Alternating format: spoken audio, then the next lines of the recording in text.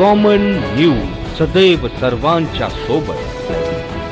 Common न्यूजच्या ताज्या घडामोडी जाणून घेण्यासाठी आताच आमचे कॉमन न्यूज चॅनल सबस्क्राइब करा। संगमनेर तालुक्यात अवैध वाळू उत्खनन आणि वाहतुकीचा मोठा प्रकार उघडकीस आला आहे। शिबलापूर परिसरात सुरू असलेल्या या बेकायदेशीर कारभाराविरोधात स्थानिक नागरिकांनी थेट पोलिसांकडे तक्रार दाखल केली आहे। मिळालेल्या माहितीनुसार मांडवे आणि पानोळी परिसरातून मोठ्या प्रमाणात वाळूचे अवैध उत्खनन सुरू आहे। कोणतीही शासकीय परवानगी न घेता ही वाळू चोरी करून विविध वाहनांद्वारे वाहतूक केली जात असल्याचा आरोप आहे। विशेष म्हणजे काही वाहनांवर नंबर प्लेट देखील नसल्याची माहिती समोर आली आहे। दररोज शिबलापूर चौफिला मार्गे ही वाहतूक होत असून तालुक्यातील प्रमुख रस्त्यांवरून बेकायदेशीर वाळूचे ने-आण सुरू असल्याचे सांगितले जात आहे। यामुळे शासनाचा महसूलही मोठ्या प्रमाणात बुडत असल्याची शक्यता व्यक्त केली जाते।